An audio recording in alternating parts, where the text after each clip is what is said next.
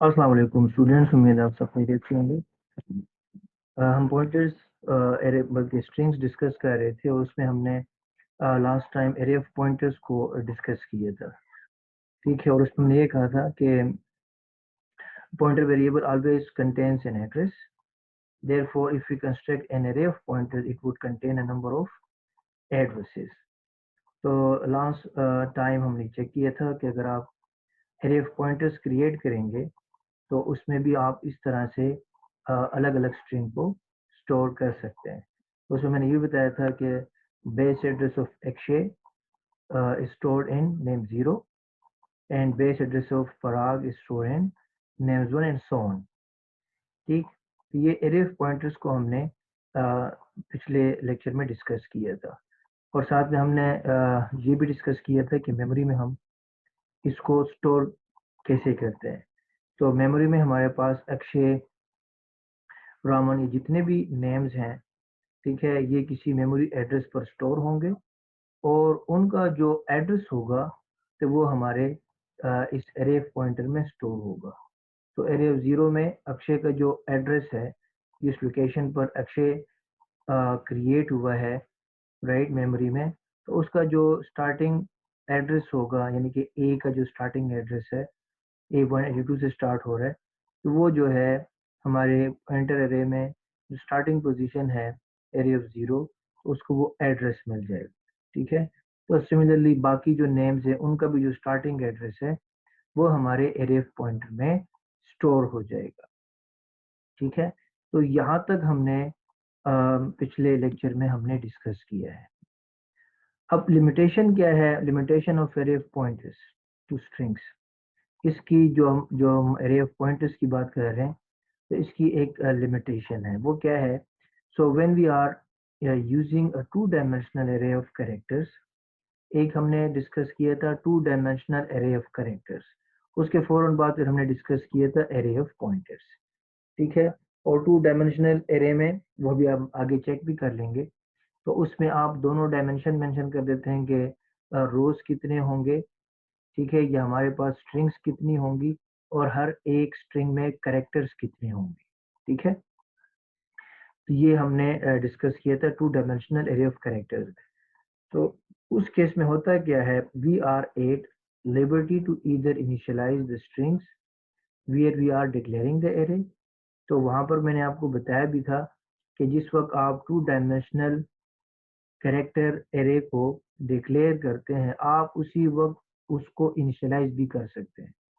ठीक है, in is equal to braces start और ब्रेसेस के अंदर आप स्ट्रिंग्स मेंशन कर दें और ब्रेसेस को क्लोज करके सेमीकोलन दें।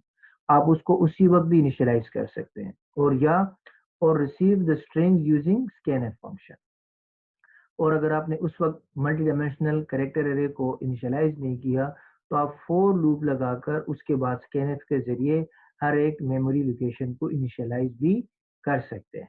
ठीक है, तो ये भी हमने पिछले लेक्चर में डिस्कस किया था। फॉर एग्जांपल ये पार्ट अगर आप चेक करें कि जिसको हमने डिस्कस किया था कि दो तरीके हैं। एक तरीका है character two dimensional character array को इनिशियलाइज करने का, ये वाला कि आप इज इक्वल टू लिखें, ब्रेसेस ओपन, जो जो स्ट्रिंग्स आप असाइन करना चाहते हैं, हमने 6 मेंशन किया है, 6, तो यहाँ पे आप 6 स्ट्रिंग्स देख सकते हैं और हर एक में 10 कैरेक्टर्स हो सकते हैं।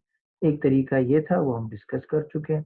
दूसरा जो तरीका था वो था आप इसको यहाँ पर इस पूरे वाले को इग्नोर कर दें, इसके फौरन बाद आप सेमीकोलन लगाएं यहाँ पर, और उसके बाद आगे जाके हमने चेक किया था कि फॉर लूप के जरिए हम यूजर से ले सकते हैं हर एक स्ट्रिंग को।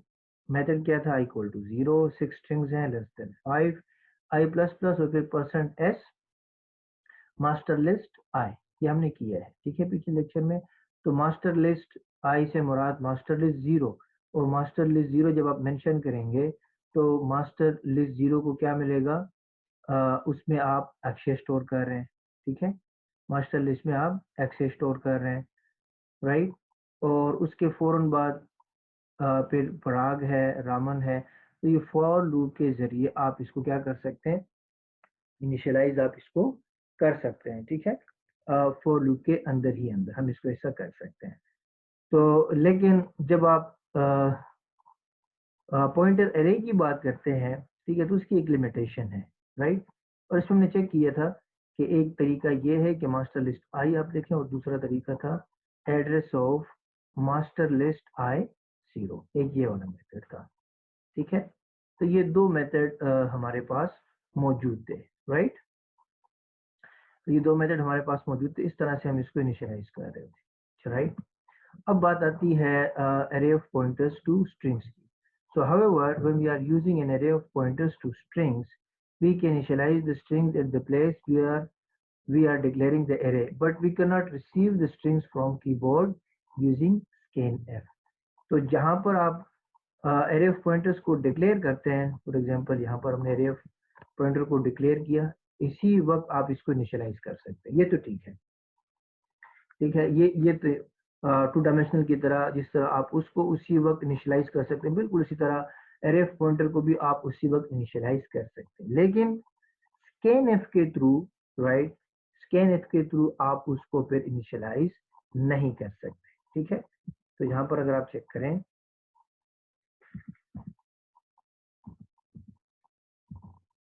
राइट, तो अगर आप इसी प्रोग्राम को लिखें, अब यहाँ पर हमने इसको इनिशियलाइज नहीं किया, ठीक है, इसको हमने इनिशियलाइज नहीं किया। अब हम फोर लूप में लिख रहे हैं for I equal to 0, I less than equal to 5, I plus plus, और person s names I, ठीक है।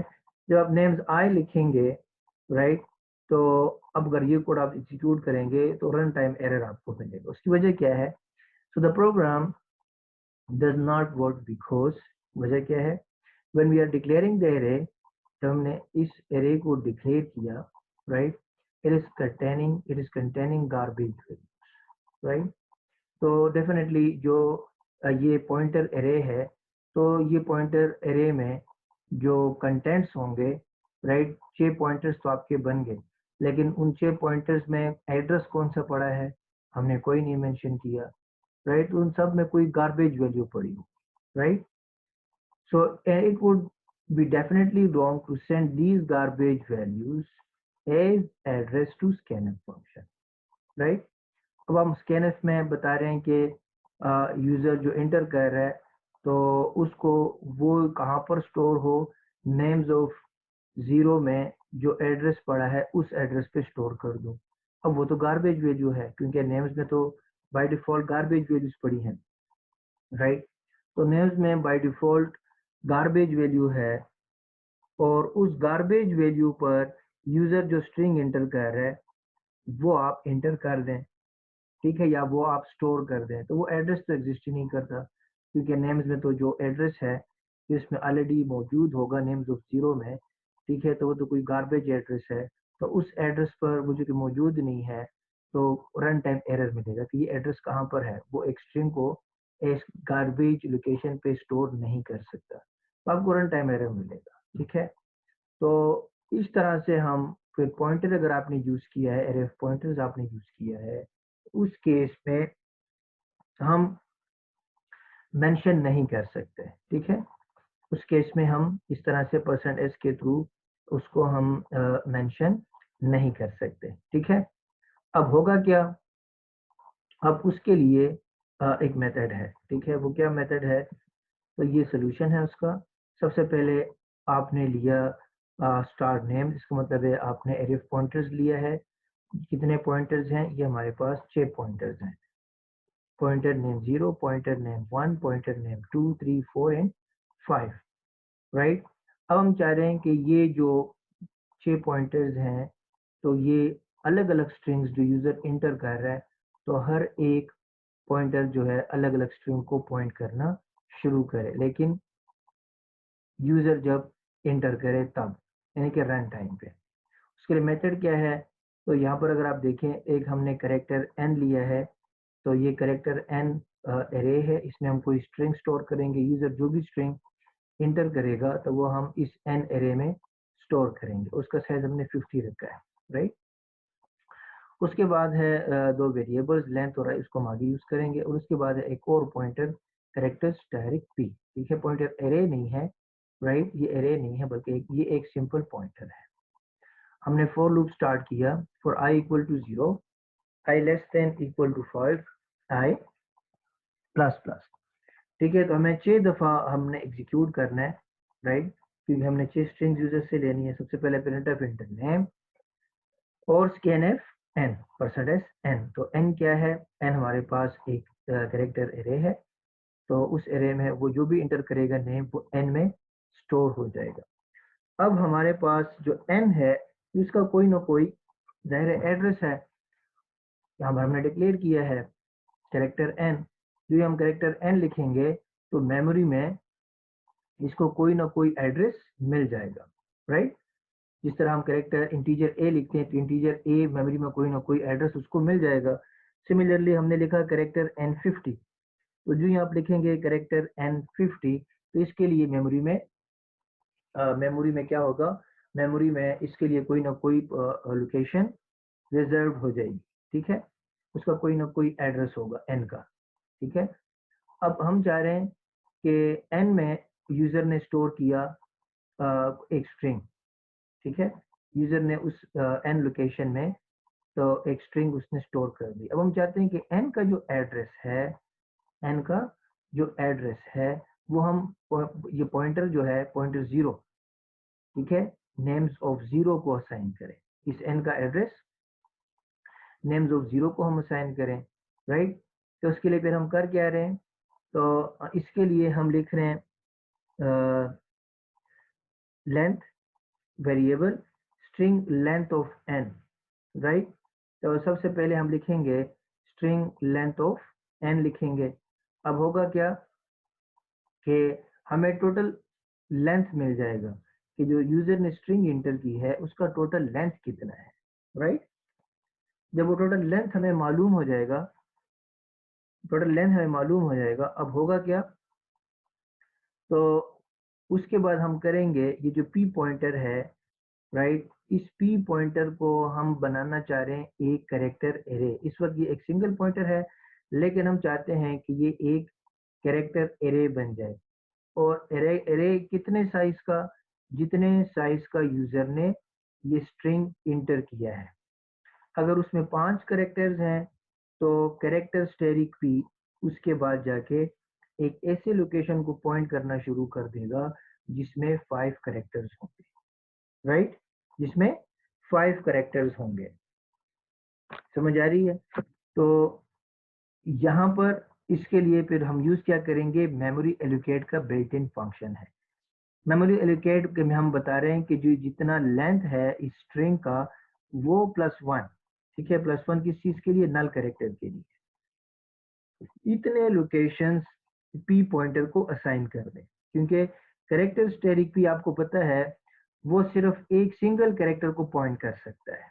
स्टेरिक p हमेशा एक सिंगल पॉइंटर को पॉइंट कर सकता है, लेकिन अगर आप चाहते हैं कि p जो है वो पूरी एक स्ट्रिंग को पॉइंट करे, क्योंकि n जो है वो पूरी एक स्ट्रिंग है, तो फिर p को आपने बनाना है पूरी एक एरे, राइट, ताकि p जो है उस पूरी की पूरी स्ट्रिंग को पॉइंट कर सके। तो उसका मेथड ये है कि आप लिखेंगे p is equal to memory allocate length +1, यानी कि जितना उस n का साइज है उसमें जितने कैरेक्टर्स है +1 एक नल के लिए, वो मेमोरी लोकेशन, इतने मेमोरी लोकेशन जो हैं वो p पॉइंटर को एलोकेट हो जाए।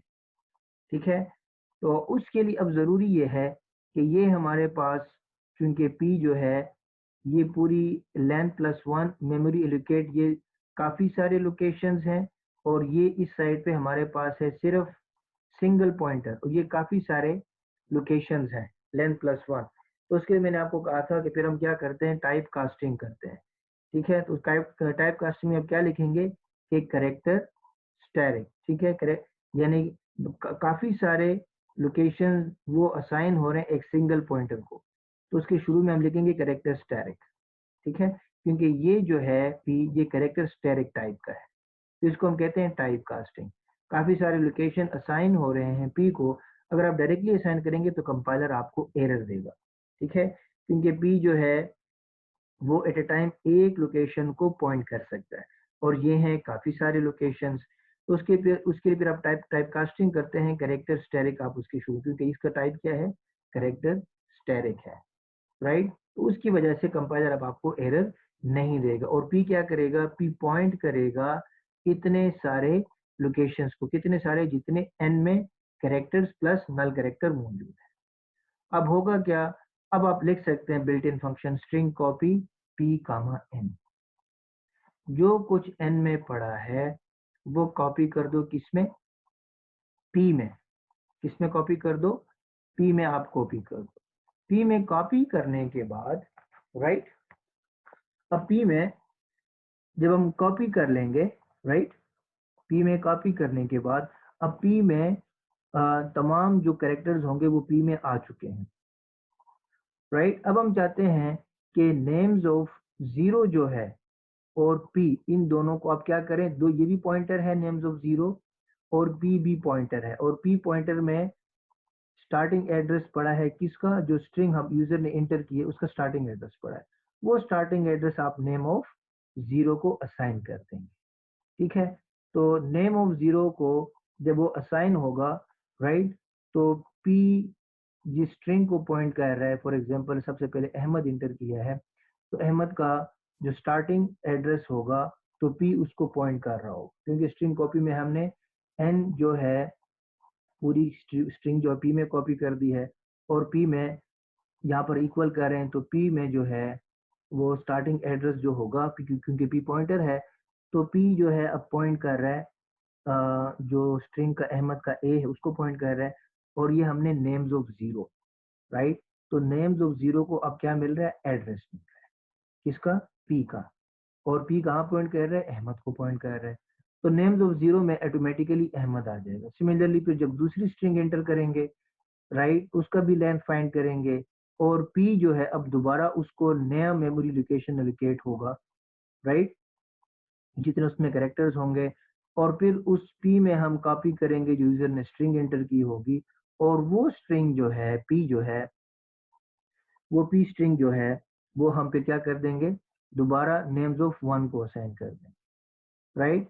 तो यहाँ पर आप चेक कर सकते हैं पिछले केस में हो क्या आ रहा था कि नेम जीरो में गार्बेज वैल्यू पड़ी थी, तो कंपाइलर उसमें डायरेक्टली स्टोर नहीं कर सकता। लेकिन इस वक्त हम क्या कर रहे हैं, हम डायरेक्टली पॉइंटर में नेम्स ऑफ जीरो में यूजर से परसेंट एस नहीं कर रहे, बल्कि इसके लिए हमने एक extra extra N character array लिया है, पहले उसमें एंटर करा रहे हैं, फिर वो जो है वो हम किसको असाइन कर रहे हैं, पॉइंटर को असाइन कर रहे हैं, राइट।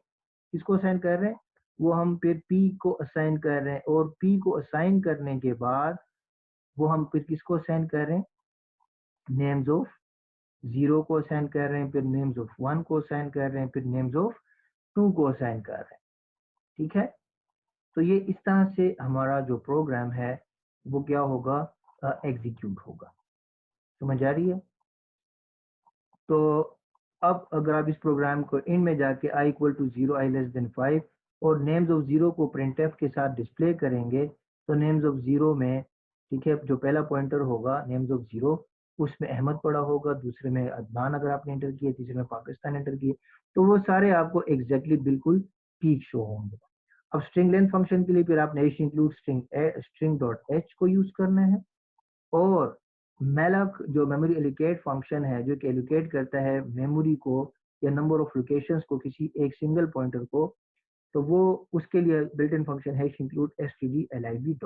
तो ये दो आपने हेडर फाइल्स इंक्लूड करना है अगर आपने इस प्रोग्राम को एग्जीक्यूट करना है, ठीक है। तो हमने डिस्कस किया है कि एरे ऑफ पॉइंटर्स हम यूज कर सकते हैं। एरे ऑफ पॉइंटर्स को अगर आपने उसी वक्त इनिशियलाइज किया है फिर तो कोई प्रॉब्लम नहीं है, लेकिन अगर आप एरे ऑफ पॉइंटर्स को आपने उस वक्त इनिशियलाइज नहीं किया तो उसमें फिर क्या पड़ा होगा, गार्बेज वैल्यूज। और फिर उन गार्बेज वैल्यूज को अगर आप स्कैनएफ में पास करेंगे तो स्कैनएफ में आपको रन टाइम एरर मिलेगा। तो इसका सोल्यूशन ये है कि आप एक अलग कैरेक्टर एरे लें, यूजर परसेंट एस पहले पॉइंटर में नहीं करेगा बल्कि पहले इस कैरेक्टर एरे में करेगा, उसके बाद जाके एक पी पॉइंटर लें, उसको इक्वल करें या उसको एलोकेट करें काफी सारे लोकेशन जितने आपके इस स्ट्रिंग में मौजूद हैं, उसके बाद जाके स्ट्रिंग कॉपी फंक्शन आप यूज करें पी कामा एन। अगर आप डायरेक्टली लिखेंगे string copy P comma N और इस स्टेटमेंट को नहीं करेंगे तो कंपाइलर अगेन आपको एरर देगा कि एक तरफ एन जो है वो है कैरेक्टर एरे और दूसरी तरफ ये p जो है वो कैरेक्टर पॉइंटर है और सिंगल पॉइंटर है, राइट? ठीक है, तो ये एट अ टाइम एक सिंगल वेरिएबल को पॉइंट कर सकता है या सिंगल लोकेशन को पॉइंट कर सकता है। ये N50 में काफी सारे आपके पास कैरेक्टर्स हैं, तो ये उनको पॉइंट नहीं कर सकता, राइट? तो इसीलिए पहले आपने कैरेक्टर स्टैटिक पी को करना है काफी सारे मेमोरी एलोकेट। जब आप उसको काफी सारे लोकेशन एलोकेट कर देंगे तब जाके आप लिख सकते हैं string copy P comma N. ठीक है, तो एन में जितने स्ट्रिंग्स करेक्टर्स होंगे वो सारे के सारे पी में अब कॉपी हो सकते हैं, क्योंकि आपने उसके लिए इतने लोकेशंस एलोकेट कर दिए जितने के एन में थे। अब जब पी पॉइंटर्स आपका इनिशियलाइज हो चुका है, अब वो पी पॉइंटर आप नेम्स ऑफ जीरो को असाइन करते हैं। ठीक है, तो ये हमारा लास्ट टॉपिक था स्ट्रिंग्स में। इसके बाद हमारे पास समरी है। A string is nothing but an array of characters terminated by null. ठीक है, स्ट्रिंग क्या है? बट एरे ऑफ कैरेक्टर्स है जिसको हम टर्मिनेट करते हैं नल के साथ। उसके बाद being an array all the characters of a string are stored in contiguous memory locations. ठीक है, क्योंकि ये एक अरे है, तमाम कैरेक्टर्स कंटिगुअस मेमोरी लोकेशन में स्टोर होंगे। Those scanf can be used to receive multi-word strings. Gets can do the same job in a linear way. हमने scanf में भी देखा है कि उसमें आप स्पेशल एक सिंटैक्स मैंने बताया था आपको, अगर आप उसको यूज करेंगे, ठीक है, तो तभी आप मल्टी वर्ड्स को रीड कर सकते हैं। लेकिन गेट्स जो है can do the same job in a linear. Gets के जरिए आप बड़ी आसानी से उसको कर सकते हैं। Both printf and puts can handle multi word string. इसमें भी आप मल्टी वर्ड स्ट्रिंग को प्रिंट करवा सकते हैं और पुट्स में भी आप मल्टी वर्ड्स को स्ट्रिंग्स को प्रिंट करवा सकते हैं, और पुट्स में ऑटोमेटिकली न्यू लाइन पे भी चला जाता है। Strings can be operated upon using several standard library functions like आप स्ट्रिंग लेंथ भी यूज कर सकते हैं, स्ट्रिंग कॉपी भी यूज कर सकते हैं, गेट और string compare which can manipulate string. More importantly we imitated some of these function, और इसमें से कुछ ऐसे भी हैं जो जो जो हमने खुद भी बनाए, और भी कुछ मैंने आपसे कहा था असाइनमेंट कि आप उसको खुद करें, कि स्ट्रिंग कैट का शायद मैंने आपको कहा था स्ट्रिंग कंपेयर का, ये आप खुद करें। ठीक है, तो शायद उम्मीद आपने किए भी होंगे। सो दो in principle two dimensional array can be used to handle several strings. Temperature scenario of pointers to string is preferred since it takes less space and is efficient in processing strings. मैंने आपको बताया भी था कि to dimensional array हम use भी कर सकते हैं, लेकिन इसकी जगह हम क्या करते हैं, एरे पॉइंटर्स को प्रेफर करते हैं। क्यों? कि एरे पॉइंटर में आपके पास लोकेशंस की बचत हो जाती है, और वो मैंने पिछले लेक्चर में आपको के साथ डिस्कस भी किया था। ठीक है, कि एरे पॉइंटर्स में जितने जितने आपके स्ट्रिंग्स हैं उतने ही लोकेशंस एलोकेट होते हैं, लेकिन एरे ऑफ टू डायमेंशनल में आपने शुरू से बताना होगा कि कितने स्ट्रिंग्स हैं और हर एक स्ट्रिंग में कैरेक्टर्स कितने होंगे। तो array of pointer में लोकेशंस की बचत हो जाती है। So memory allocate function can be used to allocate space in memory on the fly. memory allocate function आप कब यूज करते हैं? जब आप कंप्यूटर प्रोग्राम आपका रन हो रहा हो और रन टाइम पर आप चाहते हैं कि अब आपको इतने लोकेशंस की जरूरत है, आपको इतनी एरे की जरूरत है, तो उसके लिए फिर आप क्या यूज करेंगे? मेमोरी एलोकेट फंक्शन को यूज करेंगे। ठीक है, तो फॉर एग्जांपल अगर आपको नहीं पता कि एक यूजर जो है वो कितनी बड़ी स्ट्रिंग एंटर कर सकता है, तो पहले आप उससे पूछें, बजाय से कि आप पहले से देखें कैरेक्टर कैरेक्टर नेम और उसका साइज मेंशन करें 20। इसका मतलब है वो नेम जो भी एंटर करेगा उसमें 20 कैरेक्टर्स होंगे, इससे ज्यादा नहीं होंगे, बल्कि 19 एक नल के लिए होगा। अब आपको इस केस में आप 20 से एक्सीड करेगा तो आपको प्रॉब्लम आनी शुरू हो जाएगी। तो इसका अगर आप चाहते हैं कि आप यूजर को कहें कि आपको नेम कितने कैरेक्टर का चाहिए, वो कहते हैं मुझे 100 कैरेक्टर्स का चाहिए, तो फिर आप अगेन लिखेंगे, एक पॉइंटर लेंगे शुरू से, ठीक है, और उस पॉइंटर को असाइन करेंगे p is equal to character static memory allocate जो यूजर ने एंटर किया है नंबर +1। तो आपका p जो है, बजाय से कि आप p के साथ लिखें शुरू में कैरेक्टर p साइज 20, तो ऑटोमेटिकली रन टाइम पे आपका जो कैरेक्टर एरे है वो 100 साइज का बन जाएगा। तो इसकी वजह से जो स्टैटिक पी है, अब ये कंपाइलर को किस तरह से नजर आएगा? ये कंपाइलर को नजर आएगा कैरेक्टर पी साइज 100, इस तरह से नजर आएगा। तो मेमोरी एलोकेट हम यूज कर रहे हैं कि रन टाइम पर अगर आपको एरे को डिक्लेयर करना है, ठीक है, रन टाइम पर अगर आपने एरे को डिक्लेयर करना है तो आप मेमोरी एलोकेट फंक्शन यूज कर सकते हैं। तो यहाँ तक हमारे स्ट्रिंग का कोर्स खत्म हो जाता है। ठीक है, इसके बाद जाके कुछ क्वेश्चंस हैं जो मैं आपके साथ इंशाल्लाह आज जल्दी शेयर करूंगा। क्विज नंबर 2 मैं चाह रहा हूँ कि आपका इसी में हो, स्ट्रिंग्स में। ठीक है, तो मैं बहुत जल्दी इंशाल्लाह आपके साथ शेयर कर दूंगा, तो उसके ऊपर फिर आपने काम करना है और उसी में फिर आपका क्विज नंबर 2 होगा और असाइनमेंट नंबर 2 भी आपने सबमिट फिर कर लेंगे इंशाल्लाह। तो आज के लिए बस इतना काफ़ी है इंशाल्लाह। फिर जो भी आपके क्वेश्चन क्वेरीज होंगे इंशाल्लाह उसको क्लास में फिर कवर कर लेंगे। ठीक है जी, ओके जी, अल्लाह हाफिज़।